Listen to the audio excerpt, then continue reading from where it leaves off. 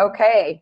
All right. Welcome, everyone. And as a reminder, as we are going through today's call, any questions that you may have can go in the Q&A box or in the chat box, and I'll be keeping an eye on those things. I want to introduce you to Dr. Keesha Ewers today. She is an amazing person I had the pleasure of meeting at the Mindshare Summit this August. We ran into each other. I know you don't remember, but it was very brief. And you were in high demand. You were a high demand person. And I'm seeing that the more I'm looking at your information and how many people, where you're traveling to and how many people are contacting you for more information about what you do. And that is, you are a sexologist, correct? I am a functional sexologist, yes, among other things, yes. Yes, and you are board certified functional medicine, and I'm reading here because I don't want to get it wrong. And Ayurvedic medicine. She's a doctor of sexology, psychotherapist, energy worker, yoga teacher, and founder and host of the Healthy You Radio Network. You are also the founder of the Academy of Integrated Medicine and the Women's Vitality Summit. That is quite a bio. I mean, wow. So I'm really excited to have you here today, and I wanted to tell the students what I was talking to you right before we got on, that I got a chance to take a little sneak peek at the slides today, and before we got on, and I had chills from my head to my toes, because if you guys were on yesterday or had a chance to listen to the recording, you'll remember that we kind of morphed from an intake on food and symptoms and things like that into talking about trauma and cellular memory and childhood traumas and adverse childhood reactions and all of those things. Well, today is tying nicely into yesterday's call, so I know you're going to enjoy it. So I'm going to let Keesha take over here, and I'm excited to see this presentation. All right. Thank you so much, Carmen. So do you have my slides there? I have them. Would you rather share your screen? What will be easier for you? Okay. Well, let me pull up the presentation. So what I want to also make sure that I want to clarify is that it's the Academy for Integrative Medicine. Oh, did I say? Okay, yeah, for. My bad. The link is right in the information, but. Yeah. All right. So I was thinking that this was going to be run on your end, so. It's okay. It's usually I let people have control of the slides on their end. It's easier for them to talk through. Are you still looking? Actually, it's up, but now I can't get back to Zoom to find, oh dear. Oh, go down, that's okay. Go down to the bottom. And if you see the camera, where the little video camera, if you click on that, you'll see yourself again. Yeah, I've clicked on it and I just see host my own meeting from Zoom. You're gone. Okay, that's okay. It happened. I mean, sometimes it happens, but if you have a menu on the bottom and you click that button, that's where the video screen will pop up. Okay, there we go. There we are. Okay. Hi. Hi. All right. So let me share screen. Okay, yeah, and that's that green folder on the bottom there. Okay. There we go. Right. Okay. Perfect. I see your screen, so we're good to go. All right. So let me pull up slide deck. Okay. I have a webinar tonight for the Academy, so I'm making sure I'm not showing you that one. Okay. Okay. All right. So what this presentation is I call it 5 sneaky health problems no one's talking about, and why integrative health coaches are trained to find them, and you can too. So it's designed to really talk to health coaches. And as I know that's who I'm talking to, I wanted to share this with you because you've already nailed one of them. And so I always invite people in to talk about what I call like autoimmune mindset or your libido mindset. Everything to me is a mindset, because as a psychotherapist and a nurse practitioner and Ayurveda and functional medicine, I learned all these things because as people would sit across the desk from me, I started realizing that you can't separate emotions from what's going on in the body, and you can't separate the other way around either. So they're tied, and we try to lock these things up in little convenient boxes in Western medicine, and it just isn't working. We can see the evidence all around us. So what I talk about is how beliefs from your past can really mess up the present life of your client and yourself, and the lie that stress is bad for you, because actually it's about how you perceive your stressors. We all know that we need a certain amount of stress. It's called eustress. If we don't have just the right amount, then we can't be challenged. And so our life challenges are what I call taking yourself to your spiritual gymnasium, right? That you have to have some resistance training in order to become the best you that you can possibly be. And so we always think about stress as bad, right? Mm-hmm. And then I'm going to teach you a little behavior that can shift relationships from toxic to terrific, which actually will improve health in all of your clients too. And then a healthy habit that 69% of your clients aren't going to be doing, which makes their life quite juicy. And then my favorite activity that takes less than 1 minute a day and that can heal everything. So I want to go ahead and dive right in. So Carmen was saying, I want you to spend some time on your story because I didn't know about it. And this is what brought me to this work. So this is me. I used to have a huge weight problem. I had 4 children and I got quite, as you can see, blown up from it. But that's not actually fat. It turns out, as you can see in the right-hand picture, that red nose and those rosy cheeks, and what looks like rosacea. And no one diagnosed it in me. As I looked back at this photo, I was getting something for my child's school project. I went, oh my gosh, I had rosacea back then, right? And we all know that's an autoimmune illness. Well, my wake-up call was rheumatoid arthritis, which is another autoimmune illness. And the way that started for me is actually based on past events. So if you go back through my timeline, when I was born, my dad was in the Navy and I moved 21 times by the time I was 14 years old, which is a lot. Wow. Yeah. A lot of schools right in the middle, and kids have already made friends and, trying to figure out how to survive the jungle, right?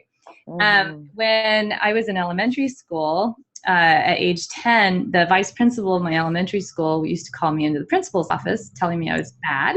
I was the only one of 2 white girls in the entire school, and I was sexually abused. So that was really difficult for me to put into a box. We always try to make up meanings when we're children for what's going on, and I didn't have any language for that. And as I told teachers, which I actually did, and my parents, my dad was out to sea, but I told my mom, I obviously didn't have the right language to use. I didn't say sexual abuse. I was just, I have a stomach ache. I don't want to go to school. School's scary. And this was all new for me. So I was a really good student. And there was no one around that was actually trained to really pick up on the languaging I was using. So I made up a story about myself that I had to be perfect in order to be worthwhile and to be loved even. So when anyone has that story, and a lot of your clients will, it turns out that when you don't feel perfect, what do? You turn to things to help self-soothe. And so often, as you know, with your clients, they have different kinds of food patterns that actually have to do with their childhood story. And many times it's beliefs that they made up that are served through food in some way or another. In my case, my mom used to make a lovely homemade dessert, and after school, that was my after school snack. So I became a sugar addict in a short order. And it turns out that as an adult, I found out after I was diagnosed with rheumatoid arthritis that I was allergic to gluten and dairy and sugar and all the things that were in these lovely homemade treats that I was eating after school every day. And so instead of really addressing the food piece of it, I was running marathons to control my weight. So jammed up my story. Mm-hmm. Yeah, jammed up my joints, and started getting rheumatoid arthritis. My grandfather had rheumatoid arthritis. So, my rheumatologist, when I went in, said, well, it's genetic. Take methotrexate, right? Cancer fighting drug. Right. So I went home and I looked up the side effect profile for these drugs, and I said, oh my goodness, these are not, I was completely conventional medicine at that time, by the way. I didn't know anything about an herb. And so, this was my world. I was in thoracic ICU, like big time Western medicine and emergency to boot. So what I started realizing is when I went on and looked for research about rheumatoid arthritis and autoimmunity back in those days, this is over 20 years ago. I was 30 when I was diagnosed. I found that yoga and meditation were good for people with autoimmune disease. So I started meditating and searching through my childhood beliefs, because one day I realized that autoimmune means you're actually killing yourself. And so I said to myself, why am I killing myself? When did I decide I wanted to die? And that's when I went back to this little girl. And so my childhood beliefs said the world's unsafe. I have to take care of people to be worthy of even being noticed. I have to be perfect. And when life gets too tough, I want to check out, quite literally. That could have been my slide.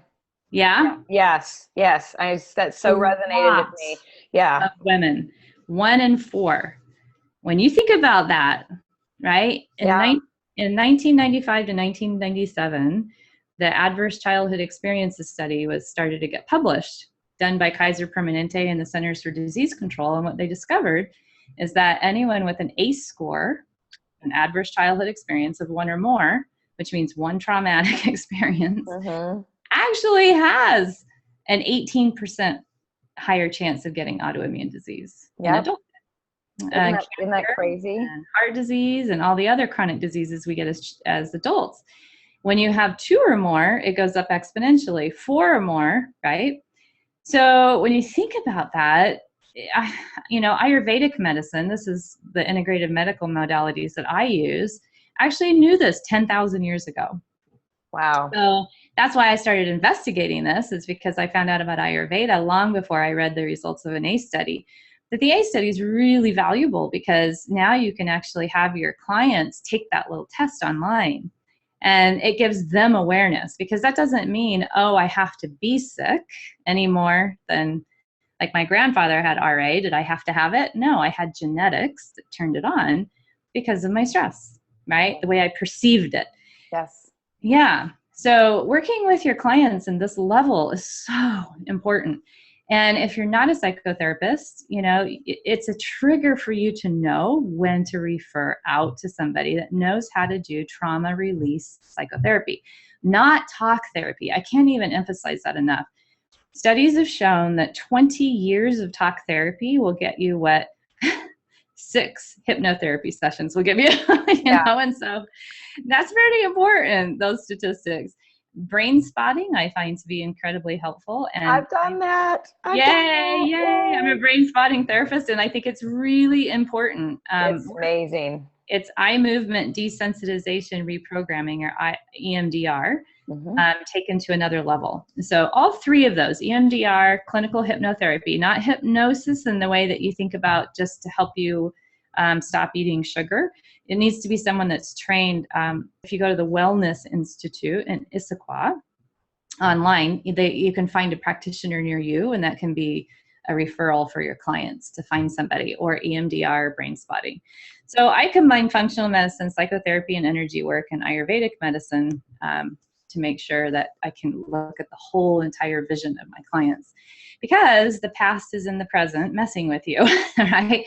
If you haven't really integrated it and understand what those early messages are, then this is going to be kind of what your clients are enduring, this really big load that they don't even understand that they've got. And it can turn out to be pounds of pain in terms of weight, right? Because a lot of sexual abuse victims actually eat a lot in order to stay safe. So what you want to do is really figure out, first of all, I always think clinicians, coaches, all medical care and psychotherapy, energy workers, all of us need to know what our own childhood beliefs and meanings are. So we have to be clear in order to be a clear vessel for others. So knowing, what is your story? Every child has one coming out of childhood. There's no perfect parenting. And I believe in my own spirituality that this is because we choose our parents and we choose what we want to work on when we come into life, and it sets it up perfectly for us. So I really know that my life path was to learn how to forgive, and I had to be hurt in order to forgive. So, I teach a lot of really great tools for helping people get unstuck. So these are some menu options of different kinds of messages people will tell themselves, because remember, as a child, your brain's not fully developed till you're 26 years old. 26. And then you continue to develop as an adult in human growth and developmental cycles if you allow for yourself to do so by looking at times you've been injured and taking the learning from it. So all really important to become the optimal person that you can be.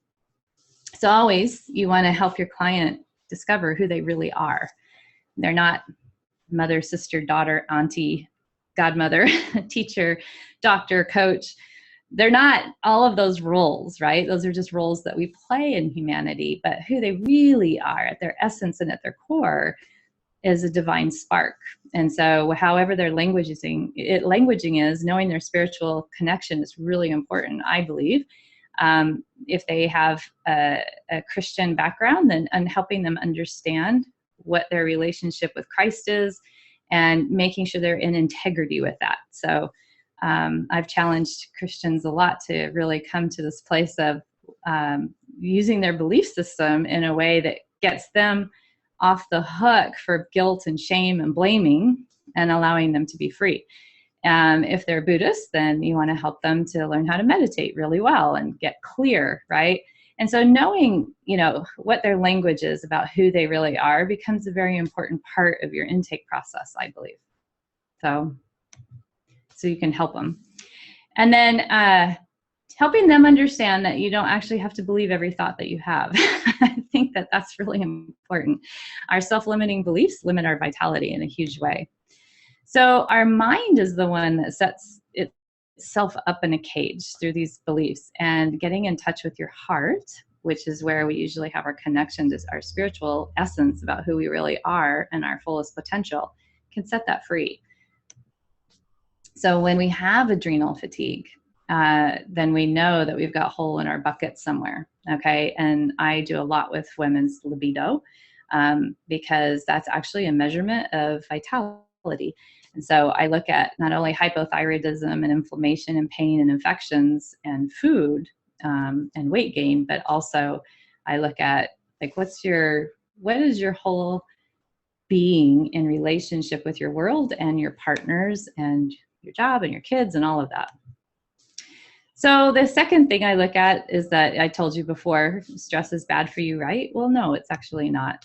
So with eustress, we want to make sure that we're in that peak, rocking it, instead of low stress. You'll get clients that will feel like they don't have any motivation. They don't have any purpose in their life. And I call that poor little rich girl syndrome. I live in a place where there are a lot of very socioeconomically privileged people, and they get in this place where they don't really have a lot of stress. And so they kind of have that, I know I should be doing something. I don't know what it is. And as a coach, then I can help them to discover that. If they're over the bell curve, then they're freaking out and they're in that crash and burn place. So helping them understand where the hump is so that they're not going over one side and they're in their good arousal state. So it's all about perceptions, because you've seen that people will have, I just got done leading a retreat in Africa, and somebody actually said to me, I lived a privileged childhood and I feel like I'm somehow in a detrimental state of being in my 30s because I didn't have enough challenge to make me a really great person. I thought, really? So Wow.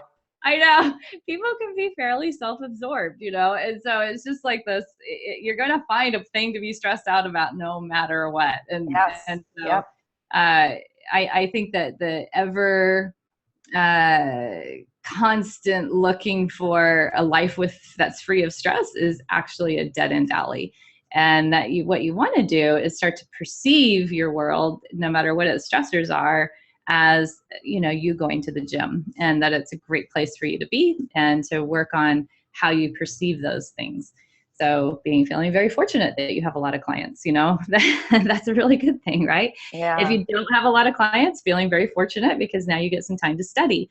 It's all about how you frame it. And that's really important to remember, because your brain is the one, your mind is the one that sets off your cortisol. That's what sets your adrenals up. So it's actually not about the adrenal glands. It's about your perceptions. And because they're the ones that tell, those neurotransmitters are what send the messages to your adrenals to say what to do next.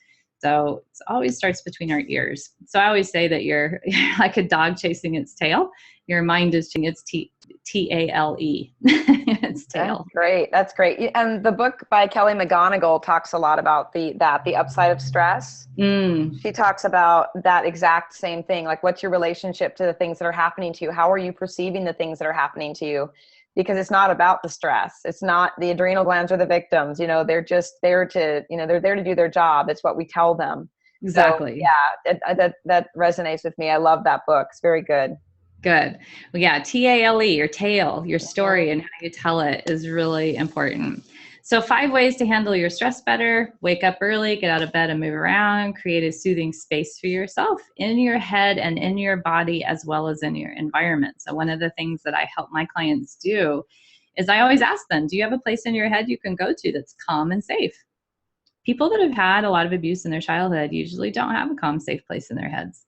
And so you helping them establish that becomes really an important gift and a foundational piece for you in working with your clients.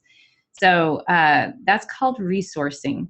And what you do is you just ask them, is there a place in the world that is very soothing to you? And some people will choose a beach, a mountain, a meadow, a forest. What is it? If they say my bedroom or my home or with my husband or my dog, I don't let them do that. I say, please make it a place that's from your imagination or a place you've been, but it's only yours. And you can invite others into it, but this becomes your calm, safe place. So this is people that rely a lot on external validation for their safety will want to make sure that that external validating partner or component is in their calm, safe place. That's, again, a dead end thing. So you really want to help your client self-differentiate. So when they have their mountain retreat or their forest with this bubbly stream and a little log they can sit on, or a bench, or a little cabana on the beach, then you have them bring all 5 of their senses in and paint this picture with all of the colors and all of the textures and the smells and even the tastes and how it feels on their skin, like the temperature of this place, the breeze, what does it do to their hair? You really want to get this as vivid as you can in them. Then you ask what they feel while they're there. A lot of times they'll feel calm, or they'll feel relaxed, or they'll feel free or peaceful. And you choose one of those words and you say, can we use that as a cue word for you to return back to this place anytime you want to? And so you develop that cue word with them. And then you ask them to feel, where do they feel that freedom in their body? Now I feel it in my belly, because we hold so much stress right in our belly. It's why we have so much leaky gut in our culture, among other things, as you already know. Sometimes they hold it in their shoulders or their neck, or in their chest and their heart center. So you find out, where do you feel free or relaxed or calm in your body? And then you ask them to choose a color that goes with that feeling. Then you ask them to repeat their cue word about 3 times inside their mind. So they're in their calm, safe place and they say, free, I'm safe, whatever it is. And to identify where in the body. That way, in the future, if they become overwhelmed, you've taken them off sugar, they're doing really, really well, they come back and they say, I've been bad. Anytime you hear a client say they've been bad, you want to pop them out of that languaging, get them to go to their calm, safe place, and bring in that little child, the earliest they can remember feeling bad, and to have them reparent that little part of them and say, you know what? You're not bad. You're not good. In fact, you're perfect, right? And you don't have to have good and bad. And when we set ourselves up in that place of judgment of others or ourselves or our food choices, we are sure to fail. So this is a really important piece. So you want to create order in your chaos. And that's what part of this is doing. It's called resourcing. And help them examine their expectations to release any attachments to what things should be. You know, you don't want to shit all over yourself and others. And so attachment becomes really important. If you set yourself a goal and then become attached to how it's going to turn out, and it doesn't turn out that way, you see yourself as a failure, right? And so helping your clients understand that they're setting this bar and then having compassion for where you reach, you know, how often, and letting them know that there's 2 steps forward and 1 step back is okay. You're still going forward. And then institute an appreciation and gratitude exercise daily or even twice a day. And it helps to reorganize that negative, oh, I'm bad, I'm failing in my world, there's too much chaos. So the third thing is The boundary setting. Oh my goodness, this is such an important role that so many people don't come out of childhood knowing how to do because they were role modeled bad boundaries. So toxic relationships are ones where there are no boundaries. And boundaries are where you're actually able to say, this is what I need, right? And then you don't be attached to how somebody else is going to meet that need. You just say, okay, if that's not going to get met in this way, then I get to set a boundary and I need to go over here and get my need met here.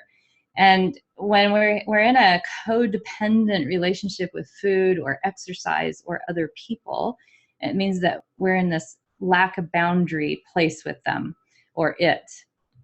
It's needy. So a boundary is an invisible barrier between you and other people, and it's a limit that you won't go beyond for yourself or others.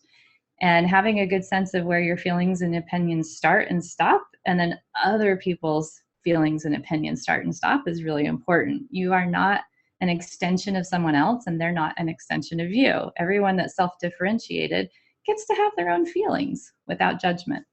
So it's important to do this when you have difficult people who are critical, controlling, manipulative, demanding, and aggressive in your life. So some tips for communicating boundaries. If you have found that this is a problem in your life, you can say, I have a problem with this, or I don't want to do this. This is what I need. I understand your point of view, but, right, you're validating someone's point of view and then expressing your own if you're not in agreement. So yes, I do mind. I'd prefer not to. This is important to me. We see this differently. These are all statements that are good boundary setting starters. And oftentimes, I see this especially with women, but men that have been in alcoholic families or are alcoholics, anyone with an addiction actually has a problem with, right? It's a boundary issue. And so what you're doing when you're learning to set these boundaries is you're learning how to understand who you really are, separate from whatever that addiction or person is. So who do you need to set boundaries with? When people treat you like they don't care, you need to believe them. So that's actually who you set boundaries with, as well as with yourself. If you say you're going to get up and go to the gym 5 days a week, then you need to get up and go to the gym 5 days a week. This is having a good boundary with you. And the part of you that says, oh, I'm too tired. So, all right. So the fourth little sneaky thing that happens that a lot of health coaches aren't aware of is that 69%, now I really want you to hear this statistic. It's really interesting. When I first ran across the study, I was astonished at how it has shaped our culture. 69% of women, after being in a relationship that's committed for 1 year or more, don't have spontaneous sexual desire anymore. It's mind-blowing. Isn't it? Yes. There's a difference between spontaneous sexual desire and arousal that leads to sexual desire. And actually, that one's just as good as the spontaneous one, but it's not the one that we see in the movies and in the books and that we're expected to adhere to, right? So basically, what our culture says is that if you're not in that so-called honeymoon phase in that first year all the time, that something's broken. And that you're broken if you're not in the mood all the time. Mm-hmm. So 69%, I want everyone to hear that. So when you get your clients and yourself in, say, my libido went to Tahiti and left me behind, help me, I need hormones. Well, oftentimes, actually, hormones are out of whack because of perceived stress, adrenal fatigue, leaky gut, all of those things. But what started that in the first place? And that's those messages. And to let your client know that they're not broken. They're not broken. So often men will learn to be sexually active through porn. And in porn stories, if there are any plots at all, don't have women getting aroused first and then having desire. So they have a misconception about what this is supposed to look like too. So it's really up to you to set women free about this. Okay, it's a gift you can give them. Yes, it is. I don't think I had, but maybe one client in almost 6+ years that ever said, I'm happily having sex with my husband. Every single person I've ever worked with had that feeling that they just didn't have a libido at all. Or they just didn't have desire. They didn't care. I mean, it's a big problem. It's a big part of life. There are 5 root causes to low libido. I teach a 7-week program for this, and it's so immersive and intensive because the way the Ayurveda looks at libido is they call it ojas, which means your life essence and your life juice. So if you're low in ojas, it means actually you're on your way to death. And when that's happening, if you have a chronic illness, that's what it feels like. And you're not going to have a lot of life juice. So ojas to me is O juice, right? And so I teach a 7-week program because this is so important and there are so many variables. These 5 root causes are physical, emotional, mental, spiritual, and how people tell their libido story. So libido story is a word that I coined in my own research. And what I found is that actually how you tell it influences everything. And so if your love map has been altered along the way in your human growth and developmental stages, as in sexual abuse or any number of things. So I'll show you mine if you show me yours, whatever happened in childhood is we're exploring, and we're not exploring in a way that feels safe. Our culture doesn't allow for that. And so there's a lot of shame and a lot of guilt around sex. And yet, here are the health benefits of sex, right? You sleep better. It gets your vagina to the gym. So once again, if you do like this, you're actually not going to build the bicep muscle at all, right? You have to put a weight in your hand and then do this. And now you're going to develop a bicep muscle. You can't just do Kegel exercises and get your vaginal muscles to strengthen. It's not going to happen. You have to have resistance. And so, something in there, it doesn't need to be a penis. It can be a toy, but it can be Benoit balls. It can be something like a Kegel master, that you've got to be contracting those muscles around resistance. So sex is taking your vagina to the gym. I have a little ebook that I'm about to release that's all about taking your vagina to the gym. I bet it'll be popular. I really want women to understand this. It helps with better relationships. So I actually have sex every morning. I don't have to think about it. That's what's so great. So wait a minute. Did you just say you have sex every morning? Every morning, unless I'm really pissed at my husband. But yes, for the most part, every morning, and sometimes every night and every morning. So we're both we're tantric teachers. I'm taking that class. And one of the things that I do is I just say, I'm having sex every morning and every night. And that way there's not this awkwardness of, well, is she in the mood or is he in the mood or feeling rejected or there's an expectation. We don't have expectation of orgasms or scrape me off the ceiling. It's actually whatever it's going to be is what it is. There's no attachment to it. We just know we're going to connect in that way. Sometimes just for a few minutes and sometimes for something longer. And it doesn't always have to be like huge grunting and breathing hard. It can be very gentle, snuggle sex, I call it.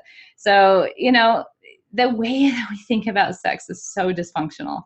And so by just scheduling it in, it's just like me going to the gym, right? I just know it's going to happen. And that way I don't have to think about it as, I don't have 1 more ounce of energy left for you, Right. I love that. I'm so glad my husband's not on here right now. I cannot tell you how many bouquets of flowers I have gotten in my office. Oh, so really, awesome. really happy partners. Yeah, that's great. I'm loving this. Okay, go ahead. So it helps with better stress coping. It actually helps you with your immune system. And I can say that I actually haven't been sick in years. I don't get colds. You get a more toned body. It minimizes your pain. Because you have all that release of oxytocin and youthfulness. And, I'm 51. I don't wear any makeup. There's nothing on my face. And I really don't have wrinkles to speak of. That will change as time goes on. But I know it's in large part because I have a lot of sex. That's amazing. Yeah. And then fewer menstrual cramps and lighter periods. And I can definitely say that that's very true. If I have cramps and I have sex, they go away. So there you go. Wow. Don't need a water bottle. So Nike got it right. Just do it. They did indeed. All right. So the caveat that I always just right here, and this is very serious. I've been quite flippant and, trying to light a fire under people and help break paradigms. But if your client or yourself are not in a safe relationship, this is not a just do it moment, right? This is boundary setting. And so if you don't feel emotionally, spiritually, physically safe, emotionally safe, then you need to make sure that you do something about that. And sex is not a way to solve it. And so sex is used for a lot of different things, and I don't like it to be for that. It's not healthy. So if you are in a safe relationship, you really like your partner. And that's the first thing I always ask my clients. If they come in and they say, Dr. Keesha, I think I have a hormone balance, I need some hormones, then I'll say, what's going on? And if low libido is in that piece, then I'll say, do you like your partner? It's the very first question I ask. Do you like your partner?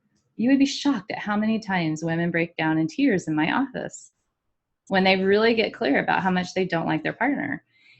And that doesn't mean their partner's an ogre. It just means they're having relationship conflict, which is actually a good thing. Yeah. That's another thing. Let your clients know that relationship conflict is not a bad thing. When you get into that emotional gridlock, it's time to grow up. You get a chance to actually shift and grow. So, and if it's with someone that's willing to grow, then it can be sky's the limit. All right. So the fifth little thing that happens is, for secrets that people don't know, is that breathing is the fast, easy, and life-saving technique. And in yoga and Ayurvedic medicine, breathing is quite a science. It's called pranayama, which means conscious breathing, and it's one of the 8 limbs of yoga. People often will associate yoga with just postures and exercises, but in fact, pranayama is a more advanced stage of yoga. And that conscious breathing allows for you to get your left and your right brain coordinated.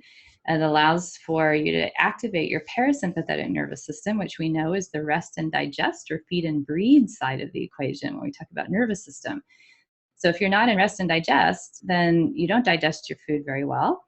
If you're in fight or flight, then you're going to wind up with leaky gut. And that's just pure and simple. So it's pretty easy. Instead of making it super complicated, teaching people how to belly breathe is a life-saving mechanism for yourself and them. So again, zebra being chased by lion on the savannah. Zebra knows, not safe to stop and have sex. Not safe to poop. So constipation and low libido go with sympathetic nervous system overdrive. Belly breathing means that you move automatically out of sympathetic overload into parasympathetic toning.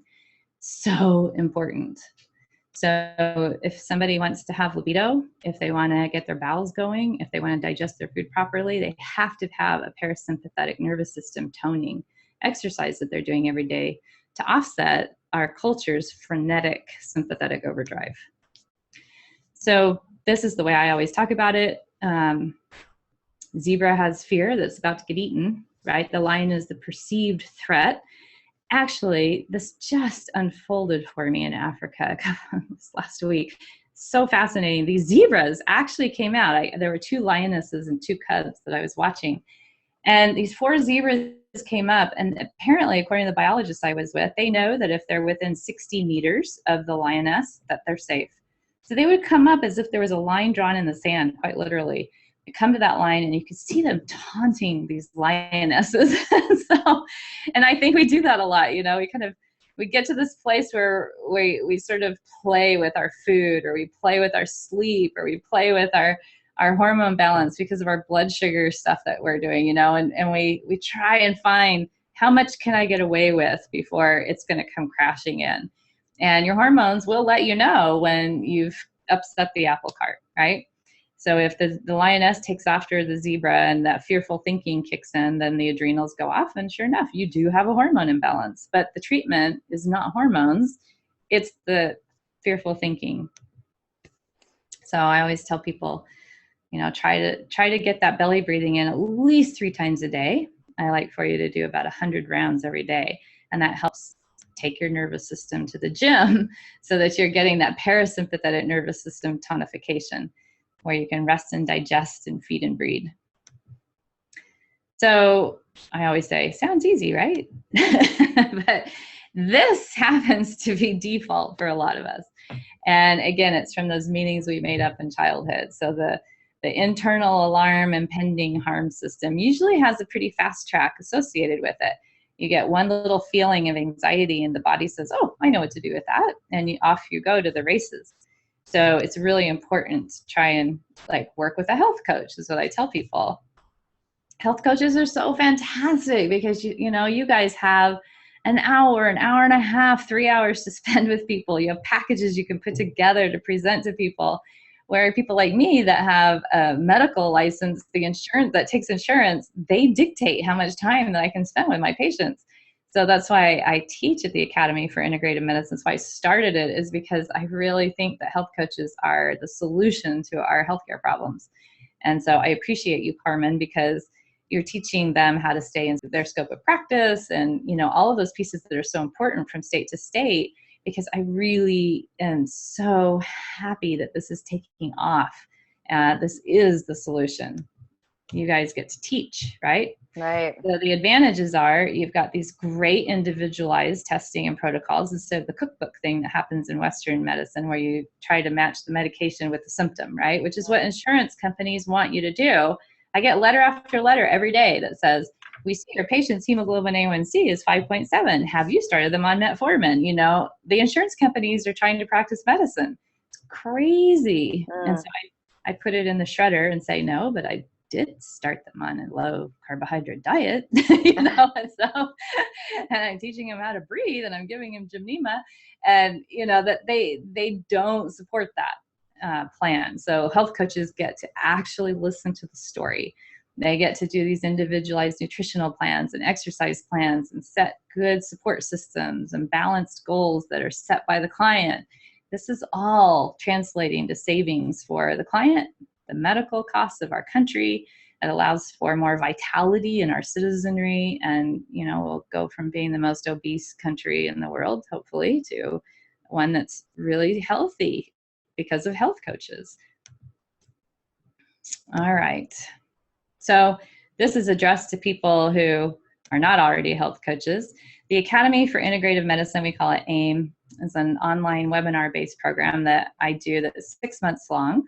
And it's got a whole, there are modules that go from adrenals, basic to advanced, to GI, to food sensitivities and hormones. And in it is woven all the stuff that I've just been talking about in this webinar, where we talk about the whole entire picture. So no one fails, but you do have to pass a pretty gnarly final exam and give me 10 videotaped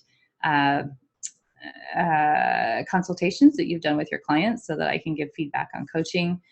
And there's a really strong community of support and participation. I was just in Africa, I said, for about 2.5 weeks.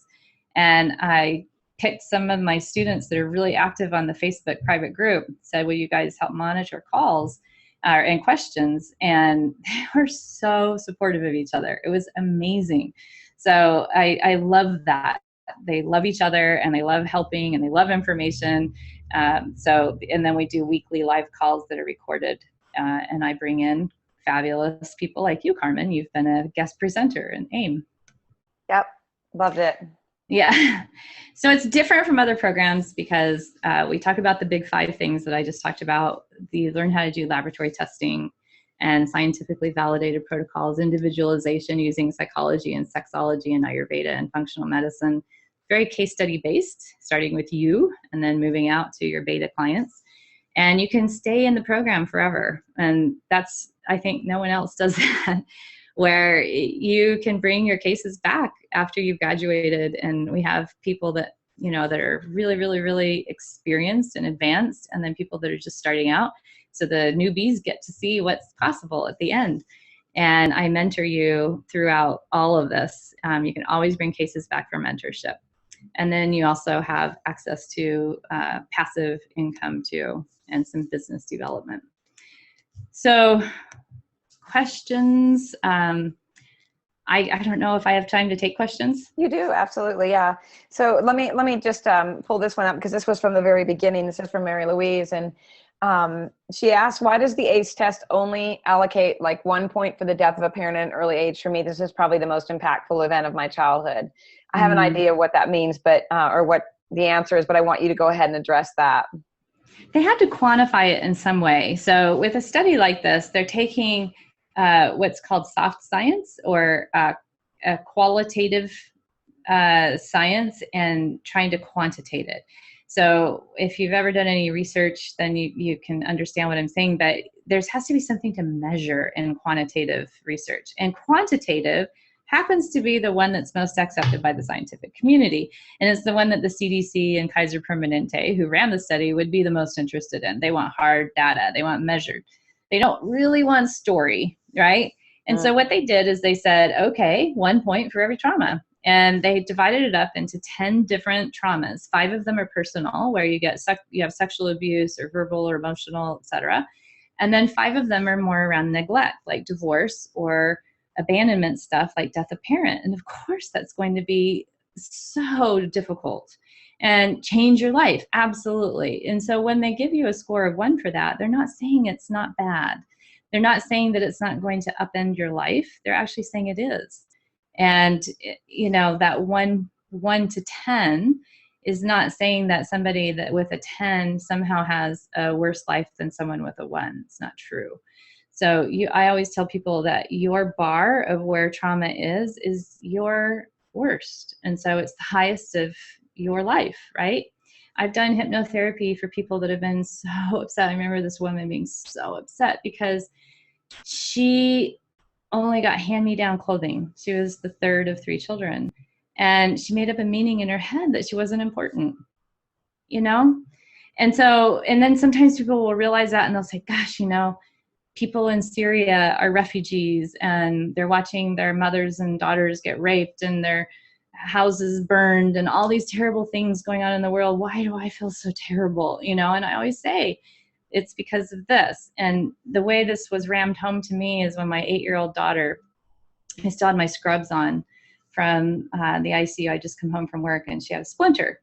And she said, Mommy, will you take the splinter out? And I said, sure, honey. So we sat down on the stairs together and I had everything ready and she just started wailing, like screaming bloody murder, right? And she would not let me near her finger. And it was just this little tiny splinter. And I remember looking at her with such compassion and thinking, thank God that this is your worst trauma. I had just come from work where I had put an IV in a scalp vein of a 2-year-old who had only 1 arm because of leukemia and the chemo, and they'd had to take her arm. And she hadn't even flinched when I put the IV in her head. Oh. She was so used to it. An IV in her head, that was like the least of her worries, And she was lying in this crib day in and day out in the ICU. And I just looked at my little girl screaming about the splinter. And I was so grateful. So, you can't compare and you can't quantify this really as hard as they tried. Your worst is your worst. And that's the way it goes. And whatever's going to set off your perceptions and your adrenal glands is what's going to do that for you. And that's why this individualization piece is so important. Yeah, I thought that Brene Brown actually talked about that in one of her vulnerability books. I can't remember which one it was, but she was talking about how she would come home and her kids would be, crying about their homework. And she's like, there are big world problems out there happening, in her mind, but she would have to dial herself back and remember that those were big things to her children, really big things. Yeah. So I love that. One thing I wanted to ask you is, are you aware of Nikki Gradix? Is it Gradix or Gradix? Yes. Yes. Her score, she actually takes the ACE quiz and extends it. Oh. There's more than just those base questions. She added more questions to it.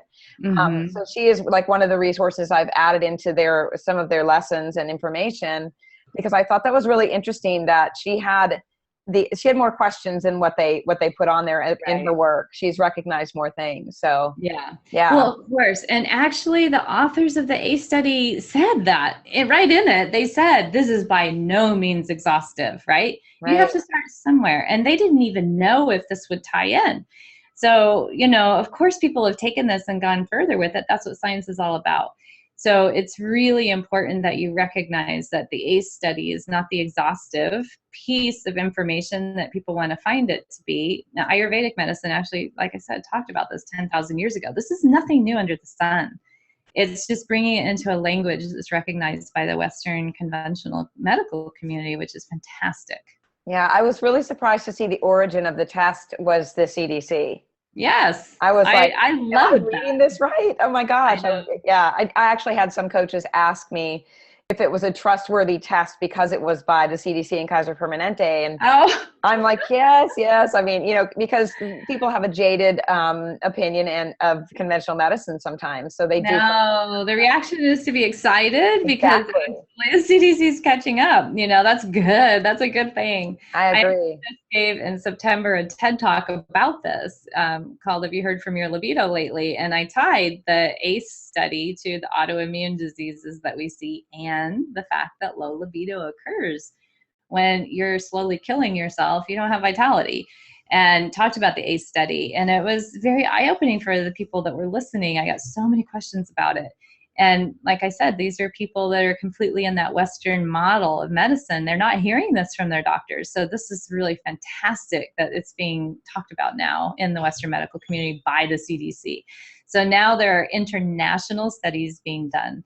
So this is actually joining the world communities and looking at the impact of adverse childhood experiences. And in that study, over 2/3 of the participants, or over 17,000 participants, over 2/3 of that 17,000 had an ACE score of 1 or more. So it's really bringing out into sharp focus, that what a lot of us know that are in energy and spiritual and psychotherapy work, that these wounds are held onto by the body. And those meanings that you make up about those wounded times, you have to forgive and work through those things if you're going to get healthy on all of your levels, and all of your layers, not just your physical body, but your emotional, mental, and spiritual ones too. So it's important. I'm really glad that this study was done. Yeah, me too. So I had a couple people that were not able to attend but had some questions. So I'm going to ask them for them. One of the questions was about she was basically wondering, how do you take that step into asking those questions about trauma? Like how do you approach people or talk to your coaches about approaching people without crossing that psychotherapy line? Because that's not who we are. We aren't psychotherapists. And I do talk about referring out and outsourcing and finding professionals and experts, but how This is an easy question to ask her. Yeah. So easy. Your comfort level with really being vulnerable will actually determine how comfortable you are with asking another person to be vulnerable with you. And so that's something to really realize. If you're clear and you're able to be vulnerable and you see it as a sign of strength, then actually you'll have no problem asking these questions. So here's how I do it. I will say, if someone says, ugh, my libido went to Tahiti and left me behind, or I haven't had libido in forever and I need hormones, or you gave hormones to my neighbor and now she feels fantastic and I want some of that, then I start asking questions like, do you like your partner? And when's the last time you had a libido level that you were comfortable with? Oh, I've never had libido.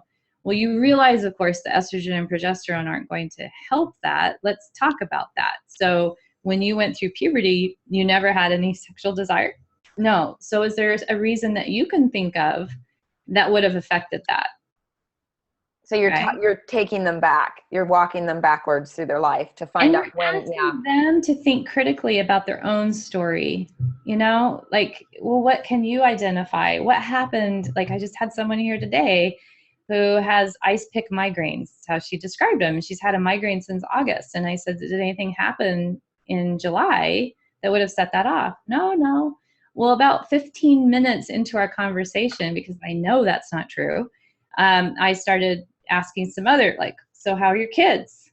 How's your husband? How's your job? Oh, I quit my job to help my kids stay out of juvie 2 years ago.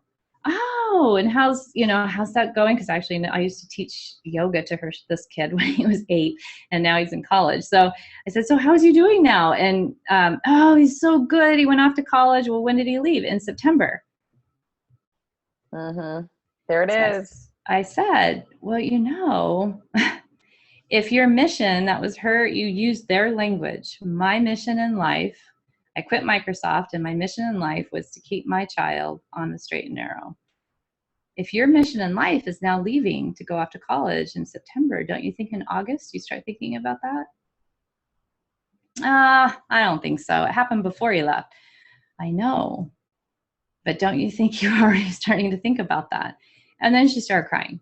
Mm-hmm. So, it's really helping people make their pattern recognition, right? And Right. see the pattern that's occurring for them.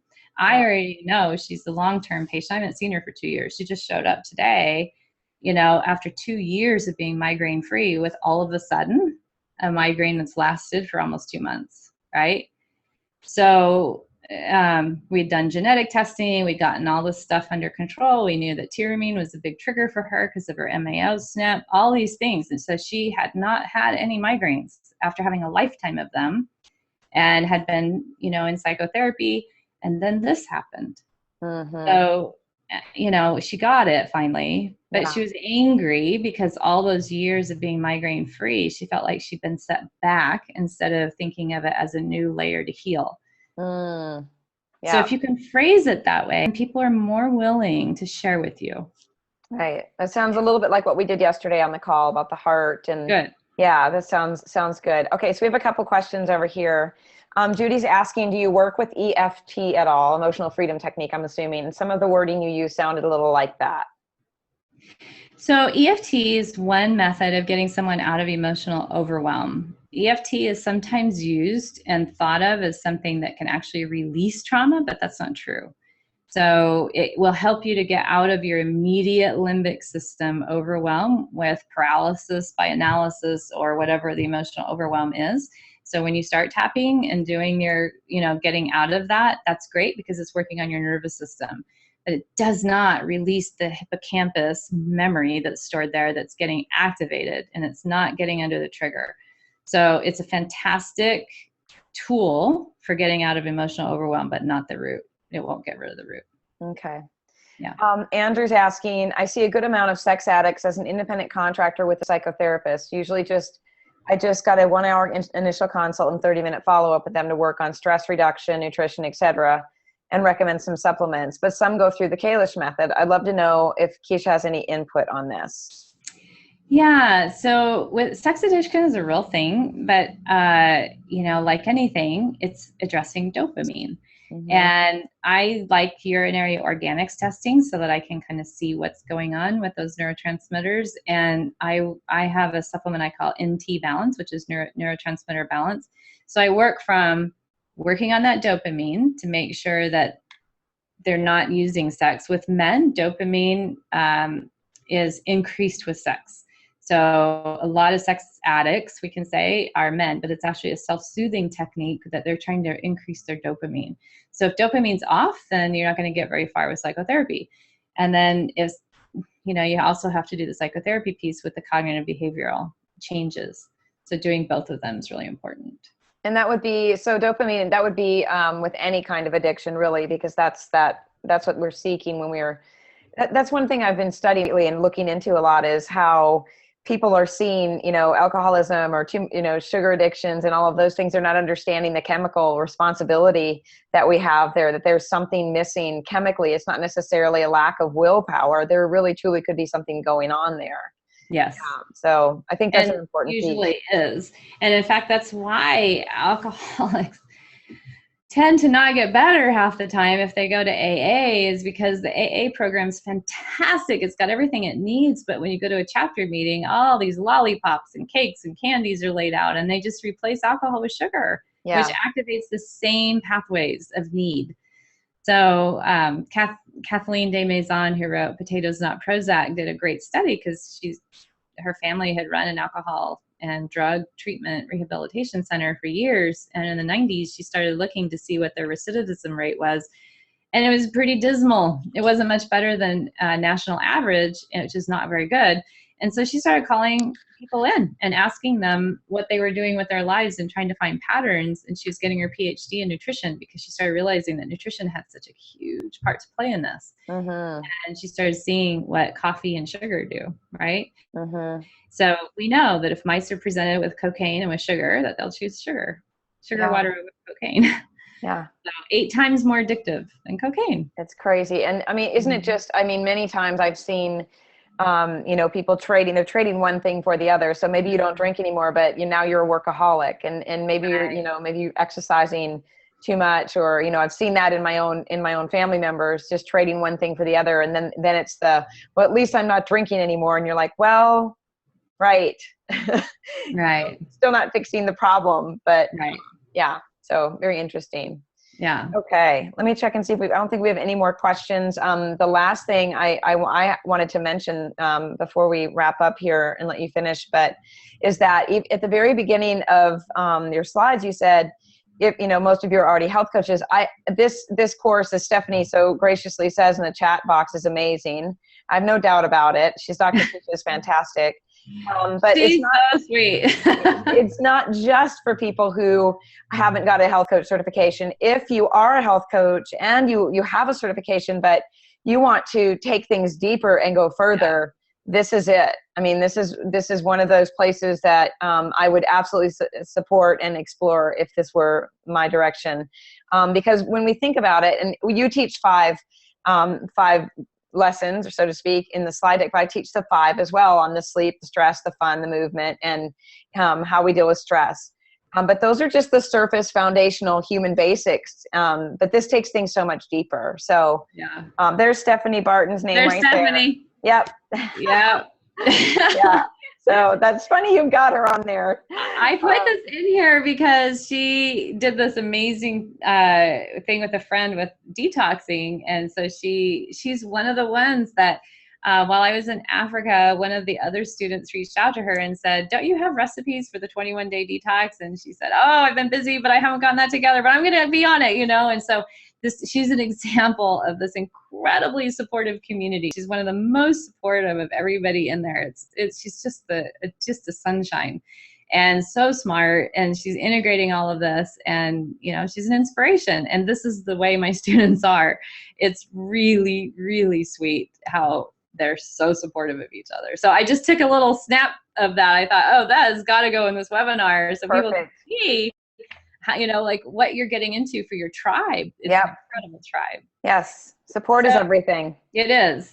So $7,000 is how much this program costs for 6 months. But when I do the webinar like this, then I offer a discount. And so it's $4,900, which is $2,100 off of the 6 months. And the reason that I price it the way it is because it's for life, you know, that you're in there forever if you want to be, and you have access to the information. I'm always upgrading it. So I'm bringing great people in. So they just learned EFT from Dr. Kim Duramo, by the way. Oh, awesome. She was a guest presenter a few weeks ago. Yeah, I just watched her video yesterday. I just watched one of her, the first video in her series of when you take the quiz and it talks about, you know, what your story is really. And then you get a video, it's like 7 minutes long, and she talks to you about those pieces that pertain to you. It was very interesting. Yeah. Yes.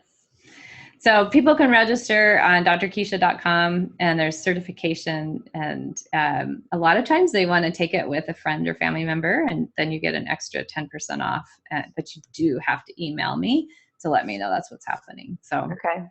Yeah. Perfect. Wonderful. This has been really interesting. I mean, I have to say, I sat there going, okay, that's me, you know, and reading those things about your story. Yeah. Which one of those is you? There were many of them that were me a long time ago that have changed with lots of work. But I think that it's really important when we are working with our clients that, like you shared your story today, you shared your story. I think it's really important that our clients understand that we all have that. We all have a story, that no one comes into this world perfect. And we're all just working on ourselves as time goes on, because it really helps us to, I think it helps us to resonate with our clients. They feel more comfortable when they learn to trust us more. So I really appreciate you sharing your story and telling us about your morning sex. It's just, I've never heard that. You know, I saw someone do what was it? A couple did sex every day for a year. I know you had to have seen that. It was a big story. They were all over the internet. It's a couple of years ago. And she was like talking about how sometimes she was just like, all I want to do is put my nasty pajamas on and watch TV, right? And he was like, I'm starting to feel that way too, you know, that it was a very interesting study, you know, how they connected, how it may change things for them. So, well, and when I saw that, I thought, oh, that's nothing. So but we actually are Tantra teachers, and with Tantra, you start understanding that there's energy with sex that's flowing. And so when people, like men, when they ejaculate every single time they have sex, it can actually get rather exhausting. And one of the little secrets that people don't know is that 30% of men also have low libido at some point in their lives, and that's only reported. And men don't report this stuff. So I know it's much higher. Men also, suffer from the same things women do, but we have this idea and this cultural expectation that men are always ready to go, and so their experience was great because, him saying, yeah, I'm kind of feeling like that too, actually helps show that men are not always walking around with a heart on, an erection that needs to get taken care of, right? And so I think that that's not fair to them when people have that assumption that women are always the low desire partner and men are always the high desire partner. It's not actually accurate. Sometimes it's reversed and goes the other direction. Yeah, So, you never hear that story. No, it's actually an urban myth. It's not true that men are always, because there's always a high desire partner, low desire partner. And it can cause conflict in the relationship unless you negotiate it and figure out how to set your boundaries, how to do what's acceptable for you, what your trade-off is going to be. So I happen to know that my husband's love language, if you use Gary Chapman's 5 love languages. I saw him live, actually. Yeah. Is physical and words of appreciation. So I can get that taken care of first thing in the morning. He's going to help meet my emotional needs, through acts of service. He's more likely to get up and make my green smoothie while I'm getting ready for work, right? And so it works because I'm giving him what he wants and he's giving me what I want. And I think that that's a negotiation inside of a relationship that makes it important, right? It makes it work. And I think it's important to note, like you talked about, that we have to move through that story first, though, because while it sounds great, I would love to want to sleep with my husband every morning, every night. I mean, this is probably more than my students have ever heard me talk about on this level, but this is my mission, Carmen, is to be able to let women talk about this stuff. Yeah. And I do say I'm pretty transparent. They ask, I share, but we have always, even through the ups and downs and the hard times and whatever, made it a point to always come back to that, to always reconnect. Even when, if my libido was low or something was going on, it was a connection point where we always we made it a point because that's where we know each other best. That's where you know your person best.